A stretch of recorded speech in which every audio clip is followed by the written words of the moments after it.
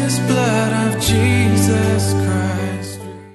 Shalom peuple de Dieu, de partout où vous nous suivez ce soir. Nous sommes là avec l'émission Dimension prophétique. Le thème, la fausse conversion, un piège pour nos communautés chrétiennes. Nous revenons donc là-dessus. Dans l'évangile selon Luc, le Seigneur Jésus dit à Pierre, Simon, Simon, Satan vous a réclamé pour vous cribler comme le froment, mais j'ai prié pour toi afin que ta foi ne défaille point. Et toi, quand tu seras affermi, quand tu seras converti, affermis tes frères. Selon Jésus, la conversion de Pierre était loin d'être effective, d'où il la prophétise après la crucifixion, bien que Pierre soit son disciple avéré. Comment finalement Pierre allait-il se convertir, lui qui était déjà le disciple de Jésus-Christ? D'un côté, le pasteur Yves Kalombo, l'invité habituel de votre émission Dimension prophétique. Bonsoir pasteur. Bonsoir. Nous sommes heureux de vous recevoir encore ce soir sur ce plateau. Et de l'autre, Prince Ouatini. Bonsoir Prince Ouatini. Bonsoir divin. Bonsoir. Merci d'être là. Pasteur Yves, je me tourne directement à vous. Pierre, déjà disciple de Jésus-Christ.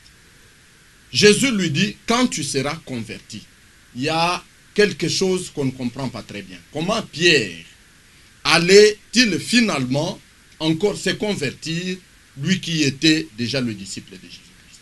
Oui, donc c'est ce que nous avons relevé la fois passée. Nous avons parlé sur la fausse conversion et la vraie conversion.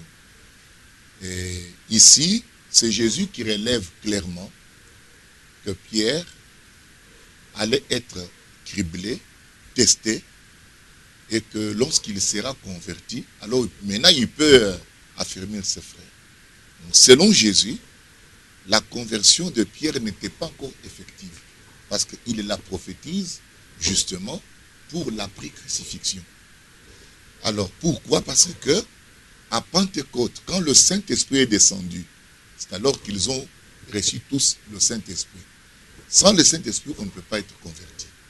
Vous voyez, nous avons dit que la conversion, n'est-ce pas, c'était un changement intérieur où la vieille nature en nous meurt et naisse en nous une nouvelle nature.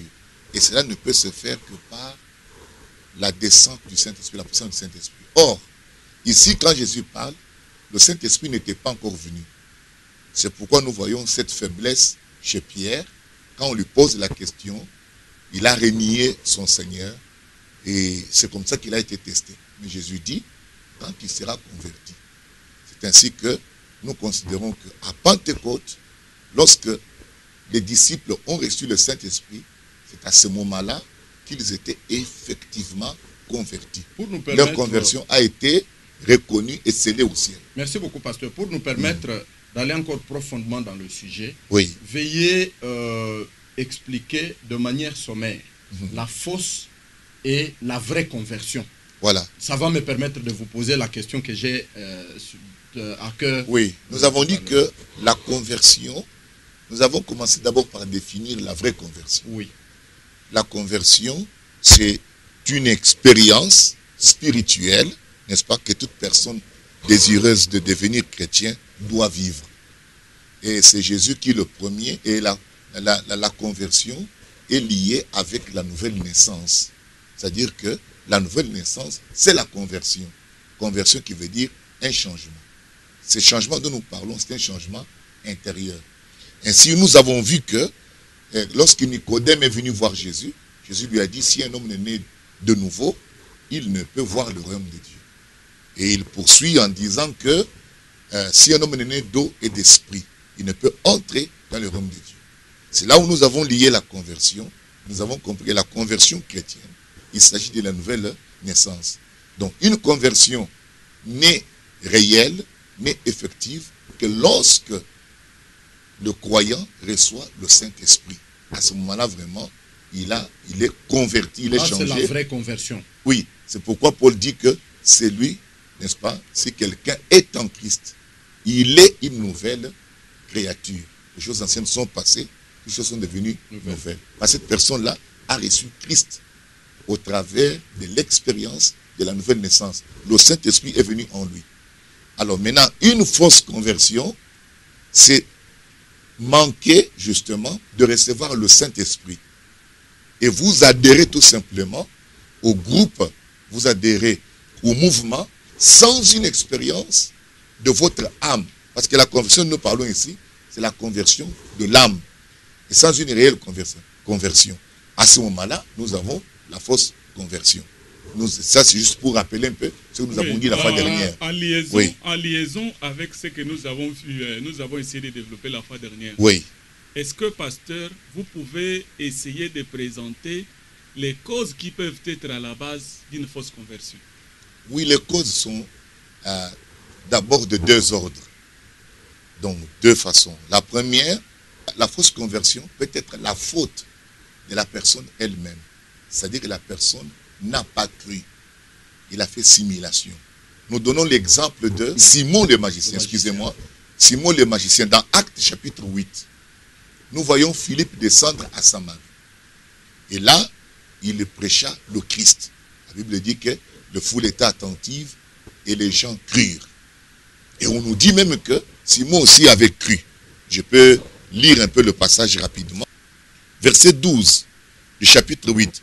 Mais quand ils eurent cru à Philippe, qui leur annonçait la bonne nouvelle du royaume de Dieu et du nom de Jésus-Christ, vous voyez, hommes et femmes se firent baptisés. Simon lui-même, dont le magicien, crut. Et après avoir été baptisé, il ne quittait plus Philippe et il voyait avec étonnement les miracles et les grands prodiges qui s'opéraient. Les apôtres qui étaient à Jérusalem ayant appris que la Samarie avait reçu la parole de Dieu, y envoyèrent Pierre et Jean. Ceux-ci arrivaient chez les Samaritains, prièrent pour eux afin qu'ils reçoivent le Saint-Esprit. Car ils n'étaient encore descendus sur aucun d'eux. Ils avaient seulement été baptisés au nom du Seigneur Jésus. Vous voyez? Maintenant on nous dit, alors Pierre et Jean leur imposèrent les mains et ils reçurent le Saint-Esprit. Verset 18, on nous dit, lorsque Simon vit que le Saint-Esprit était donné par l'imposition des mains des apôtres, il leur offrit de l'argent en disant, accordez-moi aussi ce pouvoir afin que celui à qui j'imposerai les mains reçoive le Saint-Esprit.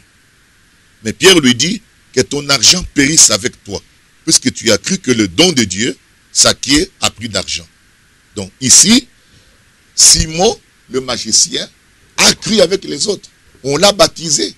Et quand on est venu maintenant pour prier pour eux tous, le Saint-Esprit est descendu sur eux pour confirmer leur conversion. Mais nous nous rendons compte, Simon le magicien n'a pas reçu le Saint-Esprit. Vous voyez. C'est là où nous disons que, vous voyez là déjà, qu'il n'a pas reçu le Saint-Esprit. Donc, c'est une conversion fausse. Cette conversion, cette erreur est due à qui? À cet homme ici, Simon le magicien lui-même. Pourquoi? Parce qu'il n'a pas cru. S'il avait vraiment cru, il allait recevoir le Saint-Esprit. Donc, le premier aspect, c'est que une fausse conversion, c'est lorsque la personne elle-même n'a pas ouvert son cœur pour recevoir réellement Christ dans sa vie. Et qu'il suit seulement le mouvement, il a d'autres intérêts, alors il peut tomber dans ce piège-là, comme nous le voyons ici avec cet homme. Maintenant, le deuxième aspect, c'est que si au départ, on n'a pas présenté le vrai évangile à la personne. Par exemple, au lieu de lui présenter Christ, nous voyons ici partout, là ils sont allés, on dit que Philippe annonça la bonne nouvelle de Christ. On le voit avec l'unique éthiopien, il présente Christ. Nous voyons Pierre, il présente Christ à Pentecôte. Il présente Christ. Nous voyons donc, chacun a présenté Christ. Ce qui fait que, maintenant, si on ne présente pas Christ à la personne, et que la personne, au lieu de croire Christ, il croit dans une église, il croit dans un pasteur, il croit dans un mouvement, il croit dans une doctrine, cette personne passera pour un converti aux yeux des gens, mais en réalité, la personne n'est pas convertie. Voilà le deuxième aspect, n'est-ce pas, qui peut être la cause vraiment de fausses conversions. Ces deux aspects que vous venez de présenter. Oui. Donc, à la question de savoir quelles peuvent être la cause de la fausse conversion. Oui. Vous nous avez bien positionné pour nous dire que la faute peut être du côté de celui qui a entendu la vérité, mais qui ne l'a pas cru correctement. Voilà. ou justement du côté de celui qui a annoncé, mais qui n'a pas bien présenté la parole pour amener quelqu'un à la conversion. Oui. Maintenant, essayez de voir la situation de quelqu'un. Cette question, nous avons essayé de la relever la fois passée. Oui. Elle paraît un peu difficile. Quelqu'un qui devient finalement victime. Il est chez lui à la maison, on lui a dit que si vous attendez ma voix, n'endurcissez pas vos cœurs et croyez, tout ça. Il croit bonnement, il se présente à l'église et finalement, au fil des temps, on vient lui dire qu'il était dans la fausse conversion. Quelle peut être la position d'une telle personne? Oui, donc c'est ça l'erreur. Donc c'est-à-dire que cette personne peut même être invitée. Il peut y avoir un grand service dans une église, dans une communauté, dans une assemblée, et il est invité. Et il arrive là-bas, et il se dit que moi je crois ce qui se passe ici. Et puis il adhère, il reste là. Voyez. Mais cela ne le sauve pas. Cela ne fait pas encore de lui réellement un converti. Le converti, on doit lui présenter Christ. Une fois que la personne a cru, qu'est-ce qui s'est passé? On nous dit là-bas que ceux qui avaient accepté la bonne nouvelle se firent baptisés. Vous voyez. Nous prenons l'exemple ici, par exemple, de Actes chapitre 2, ici, versets 37 et 38. Après avoir entendu ce discours, ils eurent le cœur vivement touché. Ils dirent à Pierre et aux autres apôtres, hommes frères, que ferons-nous? En d'autres termes, ils veulent savoir ce qu'il faut faire pour être sauvés. Vous voyez. Maintenant, ici, nous continuons, on dit, Pierre leur dit, repentez-vous. Maintenant, regardez ici, on est en train de les instruire sur la manière d'agir pour pouvoir recevoir justement le salut dont ils ont besoin. On dit, repentez-vous, et chacun de vous soit baptisé au nom de Jésus-Christ. Il dit, à cause du pardon de vos péchés. Parce que nous savons tous que les péchés sont effacés au nom de Jésus-Christ. Puis il continue, il dit, et vous recevrez le don du Saint-Esprit. Voilà, il a bien expliqué la chose. Donc, on dit, car la promesse est pour vous, pour vos enfants et pour tous ceux qui sont au loin, en aussi grande que le Seigneur notre Dieu les appellera. La Bible dit, ce jour-là, ceux qui acceptèrent sa parole se firent baptisés. Il y avait au moins 3000 âmes. Et puis, ils persévéraient dans la prière. Donc, là, nous voyons qu'on leur a montré ce qu'il fallait faire pour être sauvés.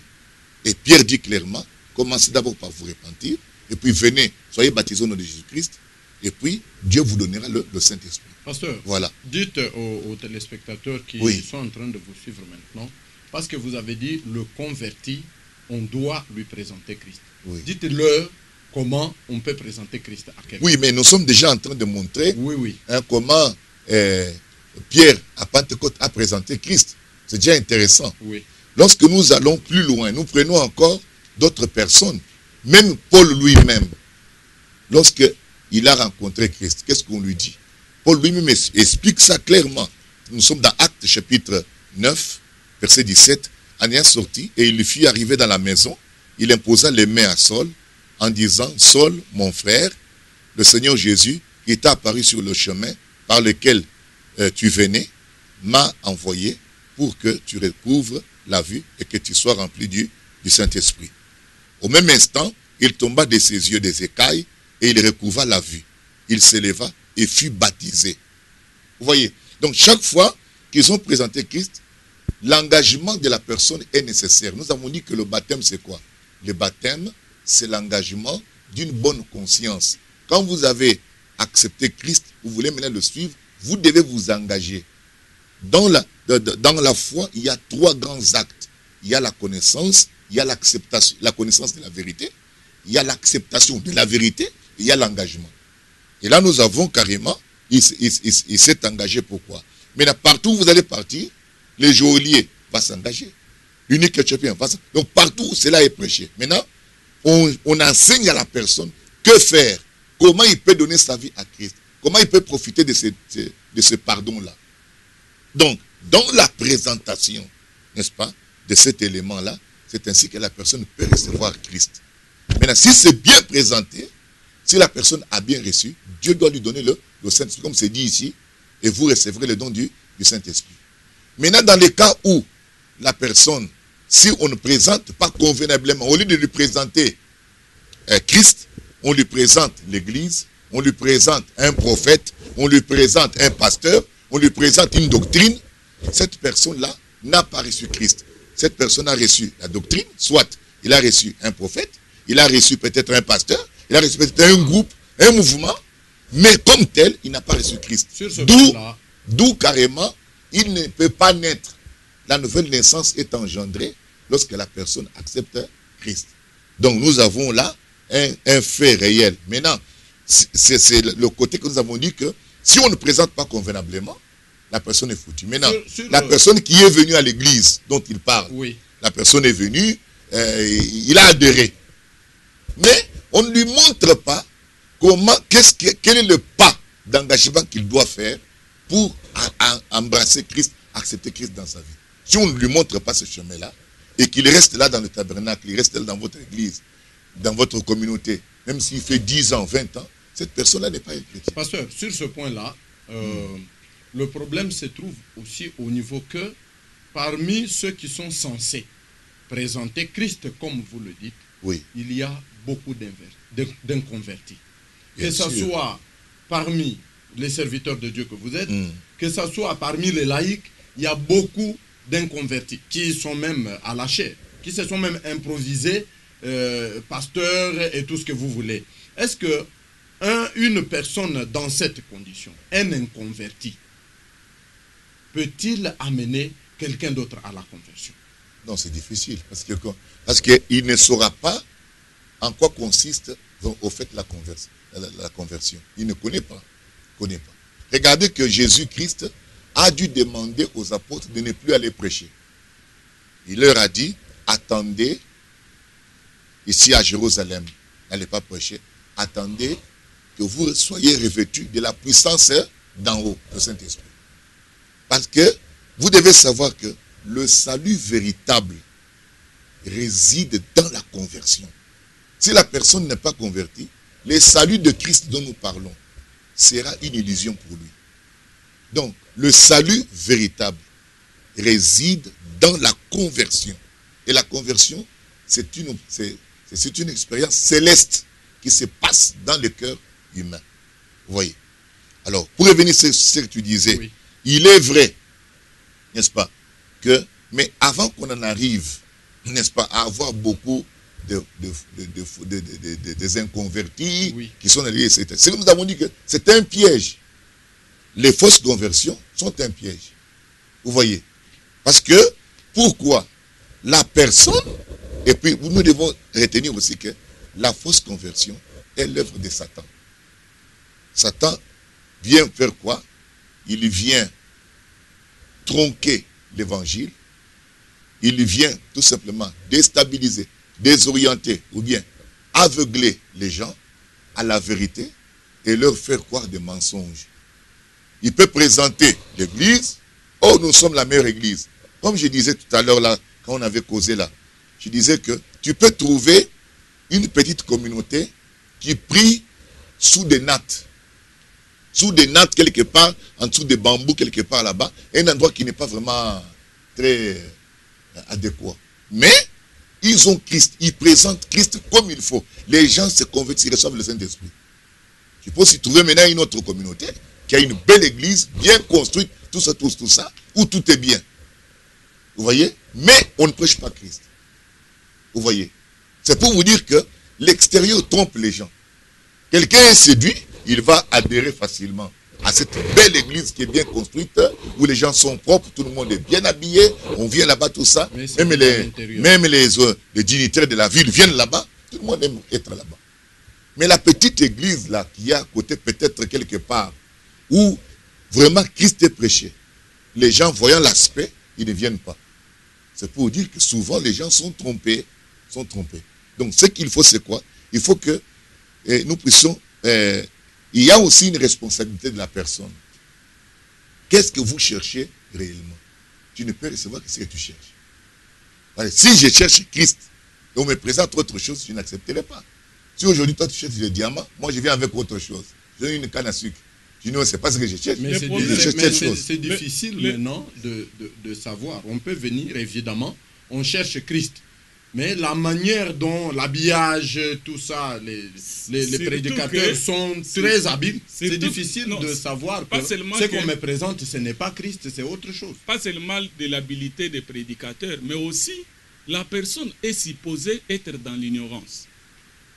Un serviteur de Dieu se présente, il prétend que ce qu'il est en train de lui présenter, c'est ça la vérité. Surtout que les gens et toute personne aspire toujours à une vie éternelle, quelle que soit la forme de la chercher. Aller à l'église, chercher la vie éternelle, tout ça. Le message du salut est clair. Non? Voilà maintenant, c'est ça. C'est-à-dire il faut que la personne, c'est-à-dire même si on me présente une chose, cette ignorance-là dont tu parles, il ne faut pas que ce soit vraiment un aveuglement. Parce que la chose qu'on te prêche, il faut qu'on te le montre dans l'écriture.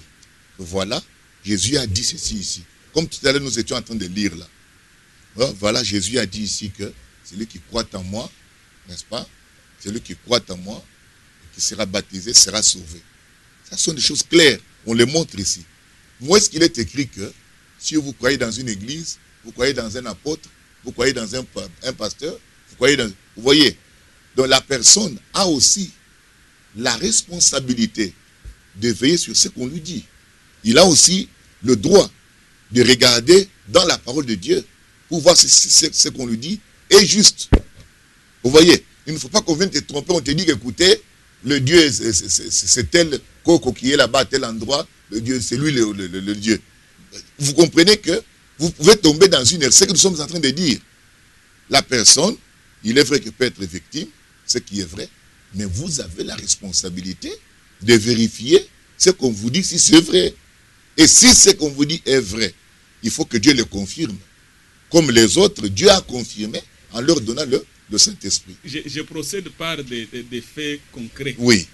Que la personne, toujours avec la Bible, un prédicateur se présente et lui dit, la Bible nous dit dans Matthieu chapitre, je crois chapitre 28, où il est dit que si vous croyez aller partout dans le monde, faites de toutes les nations mes disciples, baptisez-les au nom du Père, du Fils et du Saint-Esprit. Et aussi, quelque part où il est dit, dans Actes chapitre 2, verset 38, il est dit que tous ceux qui avaient cru, ils ont été baptisés au nom de Jésus-Christ. Les deux passages sont dans la Bible.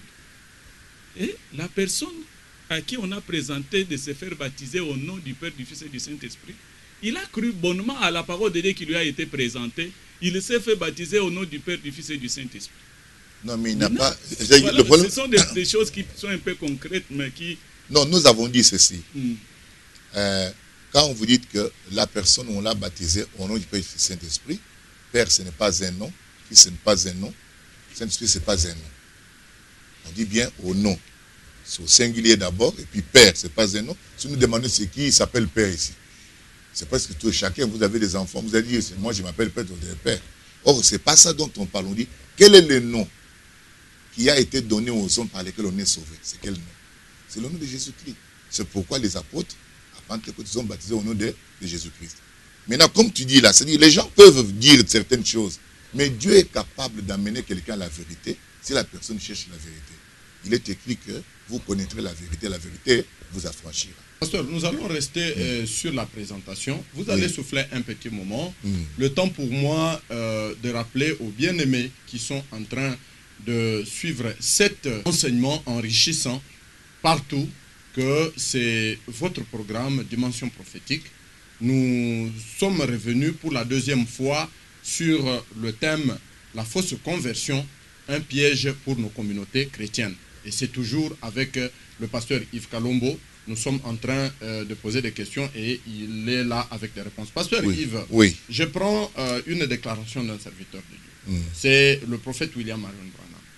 Il dit, l'évangélisation du temps de la fin, c'est prêcher Malachie 4. Les gens qui viennent après lui, ils prennent cette déclaration pour donner aux gens un récit intégral et fidèle de ce qu'était le ministère de William Branham, en invitant ces gens à croire en William Branham. Je vous ai entendu tout à l'heure, vous parliez de la présentation de Christ. Est-ce qu'une telle façon, une telle approche peut-elle produire la vraie conversion? Pas du tout. Nous allons, c'est-à-dire que la manière que les premières personnes se sont converties lorsque pour la première fois l'évangile a été prêché, sera toujours la manière par laquelle toutes les autres personnes, au travers des âges, doivent se convertir. Ça ne peut pas changer. Hein. C'est de cette même manière-là. Je m'en vais lire ça ici, n'est-ce pas? C'est dans son sermon, l'évangélisation du temps de la fin. Oui. Là, il est dit ceci. Il dit que, au 222, le paragraphe, je m'en vais lire, on dit, maintenant nous allons juste terminer ici en disant ceci. Et que le message du temps de la fin, n'est-ce pas, il dit, sert à ce que l'épouse soit prête et préparée pour l'enlèvement. Qu'est-ce qu'ils peuvent faire? Selon Malachie 4, c'est les ramener à la foi qui a été transmise au sein une fois pour toutes. Les ramener à la foi des pères, ceux de la Pentecôte, dans le temps de la restauration. Je restaurerai, dit le Seigneur. C'est la véritable évangélisation du temps de la fin. Vous voyez? Donc, c'est sa compréhension. C'est ça. Oui, lorsque eux disent que, voilà, l'évangile de la fin, c'est à prêcher Malachie 4. Ce n'est pas ça. La pensée du prophète, là, c'est une phrase tirée de son contexte. Oui. Nous reprenons le contexte. L'homme de Dieu dit que, selon Malachie 4, l'évangile de la fin consisterait à quoi? À ramener à la foi qui a été transmise au sein une fois pour toutes. Et la foi dont nous avons parlé dans Jude 3, Jude a dit que nous devons combattre pour la foi qui a été transmise une fois pour toutes. Puis il poursuit sa pensée, il dit, les ramener à la foi des pères, ceux de la Pentecôte, dans le temps de la restauration. Vous voyez? C'est-à-dire, aujourd'hui, s'il faut prêcher, on va prêcher quoi? On va prêcher ce que les apôtres avaient prêché. On ne va pas prêcher Branham, non. Ça sera contraire. On doit prêcher ce que les apôtres avaient prêché. Qu'est-ce que les apôtres avaient prêché? Les apôtres avaient prêché Jésus-Christ. Voilà l'évangélisation. Donc, l'évangélisation du temps de la fin ne peut pas être différente de l'évangélisation que les apôtres avaient prêché. Si ça change, la Bible a changé. Or, la foi ne doit pas changer. Donc, l'évangélisation du temps de la fin, c'est reprendre seulement l'évangélisation telle qu'elle était au début avec les apôtres, les Paul, les Pierre et les autres. La manière qu'ils ont prêché, ils vont prêcher comme cela. En lisant la tendance d'aujourd'hui. Les brochures pour les rendre fidèlement, peut-être? Non, pas les brochures. Là, il parle de la foi qui a été transmise par le Saint-Esprit. La foi qui était la foi des apôtres. Où est-ce que nous trouvons la foi des apôtres? La foi des apôtres, nous la trouvons consignée déjà dans la Bible. Pas dans les brochures de William Branham. William Branham, quand il prêchait, il ne prêchait pas avec les brochures. Il prêchait avec la Bible. Et ce qu'il disait, il devait le puiser aussi dans la Bible. Vous voyez? Donc, ce qui fait que l'évangélisation du temps de la fin, c'est tout simplement revenir à l'évangélisation comme le faisaient les apôtres. Aujourd'hui, la tendance, c'est quoi? La tendance, c'est que les gens, au lieu d'accepter Christ, ils adhèrent aux églises. Ils adhèrent à leur mouvement, soit parce que leur père était catholique, ils entrent dans le catholicisme. Leur père était baptiste, leur père était méthodiste, leur père était camariste, donc ils entrent là-dedans. Il y a des enfants qui ont grandi avec des pères qui étaient des protestants et ils deviennent protestants. Ce ne sont pas des conversions. Tout ça, ce ne sont pas des conversions. Ce sont des adhésions. Et là, vous avez plein comme ça dans les églises. C'est pourquoi c'est vraiment un piège. Pourquoi? Parce que les gens, en allant toujours là-bas, ils se croient maintenant chrétiens. Ils se croient convertis. Non. Il y a la conversion, c'est une expérience spirituelle. Et il n'y a que Dieu, il n'y a que le Saint-Esprit qui peut nous Je voudrais vous poser cette question. Je voulais faire observer quelque chose avant presque vous preniez la parole. Oui. Gardez votre question, ne la perdez pas. Pasteur Yves, oui. À vous entendre parler, c'est comme si on a détourné la prédication de l'évangile de son objectif essentiel, exact, qui est celui d'amener les gens à Christ. À Christ. Aujourd'hui, qu'est-ce que nous remarquons sur terrain? C'est plutôt amener les gens à son église. Avoir beaucoup de membres dans l'église et tout. Alors, où se trouve en ce moment-là le problème? Parce que vous avez la Bible, et c'est toujours avec la Bible. Vous dites, ramenez les gens à la Bible. Ramenez les gens à la Bible.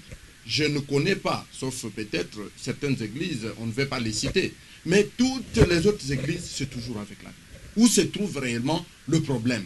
Nous l'avons Que dit. les gens avec la même Bible, plutôt que d'amener les gens à Christ, c'est à l'église qu'ils amènent les gens. Oui, c'est ça l'erreur, non? C'est-à-dire ce que nous avons dit. C'est-à-dire que à deux niveaux se trouve l'erreur. La première erreur, c'est lors de la présentation. Si le message, par exemple, j'ai une église, j'ai une assemblée que je dirige. Quand les gens viennent, les gens ne doivent pas venir à moi ou venir à mon église. Je dois leur présenter Christ. Ils doivent faire l'expérience avec Christ. Parce que Christ est la vie éternelle. C'est lui qui est le salut, c'est lui qui est le sauveur. Vous voyez, et quand il va mourir, l'assemblée reste, le pasteur reste. Tu vas te retrouver seul là-bas devant Dieu. Donc, il faut que tu aies reçu Christ. Donc, nous avons déjà expliqué que l'erreur se trouve sur le fait de mal présenter l'évangile. Ou bien, disons, qu'est-ce qu'ils appellent évangile? Vous voyez, nous restons fermes avec ce que dit la Bible. L'évangile, c'est la bonne nouvelle de Jésus-Christ. Montrer à quelqu'un que, en recevant Jésus, c'est ainsi qu'il reçoit le pardon de péché. N'oubliez pas, nous avons dit, Jésus avait dit, la repentance et le pardon de péché à toutes les nations, en commençant par Jérusalem. En acceptant Christ, vous recevez votre pardon. Maintenant, Dieu demande aux hommes de se repentir. Se repentir pour aller où? Se repentir pour aller à Christ. Vous recevez Christ comme votre Seigneur et Sauveur, ainsi vous êtes sauvés. Parce que Dieu a dit, il va juger le monde par Jésus-Christ. Dieu ne va pas juger le monde par nos églises. Non. Tu peux être un fervent dans votre église, fervent dans votre doctrine, mais si tu n'as pas reçu Jésus, tu es perdu. Vous voyez donc la chose comment elle est. Oui. Donc la situation, c'est que nous devons doubler de vigilance. Et les brebis et les prédicateurs, nous tous, nous devons savoir ce que nous faisons. Ce qu'on nous prêche, nous devons le vérifier. Nous avons le devoir de combattre pour la foi. N'est-ce pas? On nous dit de combattre pour la foi. Donc, des vrais prédicateurs vont mener le combat de la foi en gardant la foi telle qu'elle a été transmise.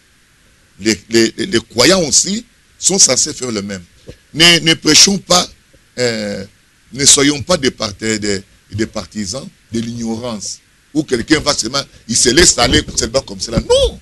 Vous devez, vous aussi, veiller sur ce que vous recevez comme nourriture spirituelle dans l'église. La personne qui connaît peut vous garder dans l'ignorance à dessein, en vous annonçant des fausses choses, mais parce que vous ne connaissez pas, c'est difficile de vous dédouaner de cela. Non, là, c'est-à-dire que nous disons ceci. Nous ne devons pas oublier que Dieu est au-dessus de tout.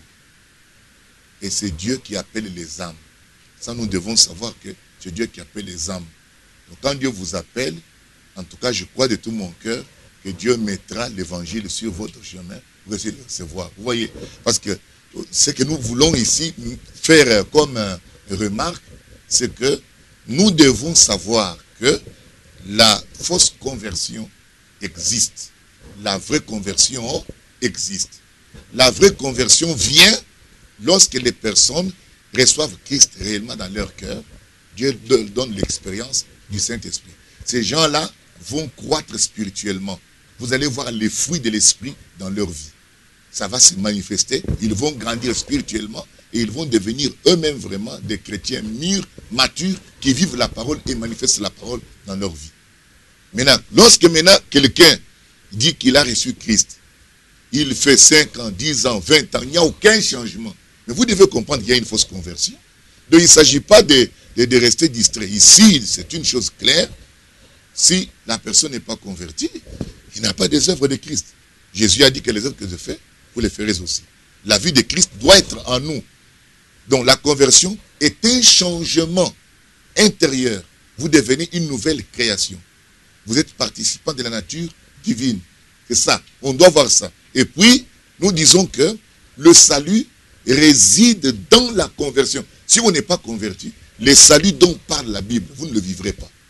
Le salut veut dire tout ce qui est, tous les actes rédempteurs avec leur réalisation. Vous ne les verrez pas dans votre vie. Jésus est venu pour nous racheter, nous délivrer du péché, nous guérir, nous rétablir. Mais tu ne vivras pas ces choses-là si tu n'es pas converti. C'est la conversion qui amène le salut véritable dans une personne, dans une âme. Et cette âme va vivre toutes les bénédictions que Dieu a promises. Donc, pourquoi nous allons à Christ? Parce que nous voulons être sauvés. Nous voulons vivre les bénédictions qu'il nous a données. Nous ne les vivrons pas.